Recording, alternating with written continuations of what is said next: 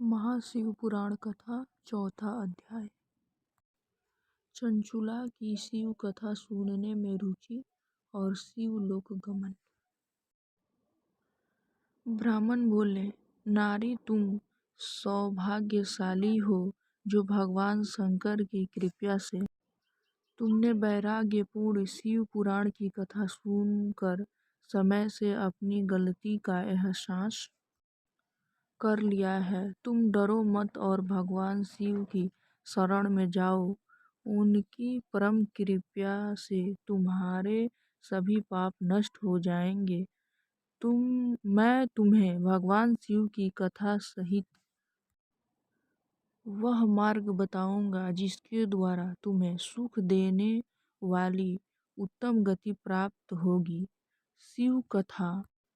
शिव कथा सुनने से तुम्हारी बुद्धि शुद्ध हो गई है और तुम्हें यह पश्चाताप हुआ है तथा मन में वैराग्य उत्पन्न हुआ है। पश्चाताप ही पाप करने वाले पापियों के लिए सबसे बड़ा प्रायश्चित है। पश्चाताप ही पापों का शोधक है, इससे ही पापों की शुद्धि होती है। सत्पुरुष के अनुसार पापों की शुद्धि के लिए प्रायश्चित पश्चात से ही संपन्न होता है। जो मनुष्य अपने कुकर्म के लिए पश्चाताप नहीं करता वह उत्तम गति प्राप्त नहीं करता, परंतु उसे अपने कुकृत्य पर हार्दिक पश्चाताप होता है। वह अवश्य उत्तम गति का भागीदारी होता है, इसमें कोई शक नहीं है। शिव पुराण की कथा सुनने से चित्त की शुद्धि एवं मन निर्मल हो जाता है।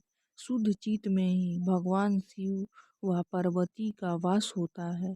वह शुद्धात्मा पुरुष सदाशिव के पद को प्राप्त होता है। इस कथा का श्रवण सभी मनुष्य के लिए कल्याणकारी है। अंततः इनकी आराधना व सेवा करनी चाहिए।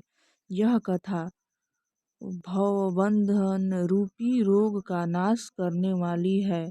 भगवान शिव की कथा सुनकर हृदय में उनका मनन करना चाहिए। इससे चित्त की शुद्धि होती है।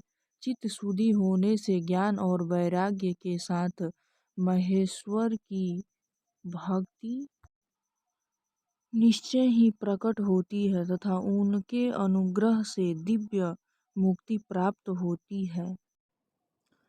जो मनुष्य माया के प्रति आसक्त है वह इस संसार बंधन से मुक्त नहीं हो पाता।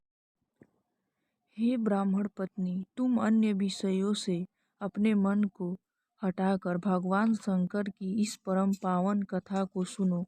इससे तुम्हारे चित्त की शुद्धि होगी और तुम्हें मोक्ष की प्राप्ति होगी।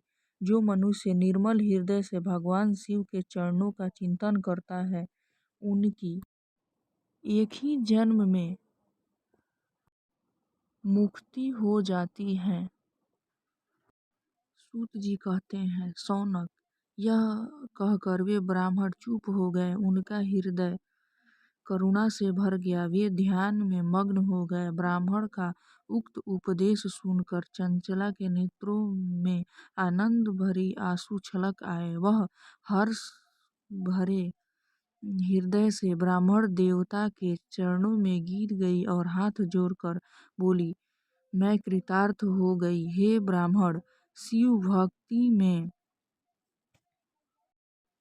श्रेष्ठ स्वामी, आप धन्य हैं।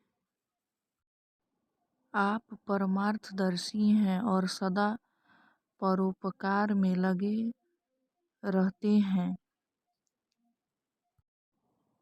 साधु, मैं नरक के समुद्र में गिर रही हूँ, कृपया कर मेरा उद्धार कीजिए। जिस पौराणिक व अमृत के समान सुंदर शिव पुराण कथा की बात आपने की है, उसे सुनकर ही मेरे मन में वैराग्य उत्पन्न हुआ है। उस अमृतमयी शिव पुराण कथा को सुनने के लिए मेरे मन में बड़ी श्रद्धा हो रही है। कृपया आप मुझे उसे सुनाइए। सूत जी कहते हैं, शिव पुराण की कथा सुनने की इच्छा मन में लिए हुए चंचुला उस ब्राह्मण देवता की सेवा में वहीं रहने लगी। उस गोकर्ण नामक महाक्षेत्र में उन ब्राह्मण देवता के मुख से चंचुला शिव पुराण की भक्ति, ज्ञान और वैराग्य बढ़ाने वाली और मुक्ति देने वाली परम उत्तम कथा सुनकर कृतार्थ हुई। उनका चित्त शुद्ध हो गया। वह अपने हृदय में शिव के सगुण रूप का चिंतन करने लगी। वह सदैव शिव के सच्चिदानंदमय रूप का स्मरण करती थी। तत्पश्चात अपना समय पूर्ण होने पर चंचुला ने बिना किसी कष्ट के अपना शरीर त्याग दिया।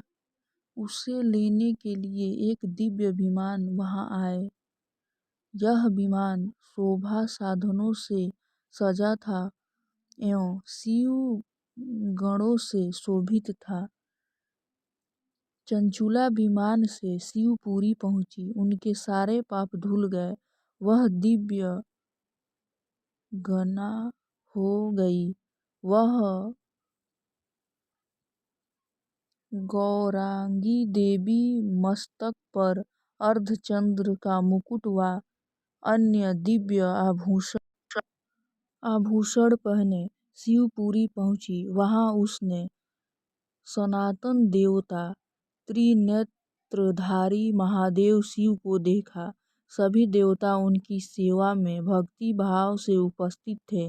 उनकी अंग क्रांति करोड़ों से सूर्यों के समान प्रकाशित हो रही थी। 5 मुख और हर मुख में 3-3 नेत्र थे। मस्तक पर अर्धचंद्रमाकार मुकुट शोभायमान हो रहा था। कंठ में नील चिन्ह था। अनेक उनके साथ में देवी गौरी विराजमान थी, जो विद्युत पुंज के समान प्रकाशित हो रही थी। महादेव जी की क्रांति कपूर के समान गौरी थी। उनके शरीर पर श्वेत वस्त्र थे तथा शरीर श्वेत भस्म से युक्त था। इस प्रकार चंचुला ने भगवान शिव के परम उज्ज्वल रूप के दर्शन पर चंचुला बहुत प्रसन्न हुई। उसने भगवान को बारंबार प्रणाम किया और हाथ जोड़कर प्रेम आनंद से संतोष से मुक्त होकर विनीत भाव से खड़ी हो। उनके नेत्रों में आनंद अश्रुधारा बहने लगी। भगवान शंकर व भगवती गौरी उमा ने करुणा के साथ सौभाग्य दृष्टि से देखकर चंचुला को अपने पास बुलाया। गौरी उमा ने उसे प्रेम पूर्वक अपनी सखी बना लिया। चंचुला सुखपूर्वक भगवान शिव के धाम में उमा देवी की सखी के रूप में निवास करने लगी।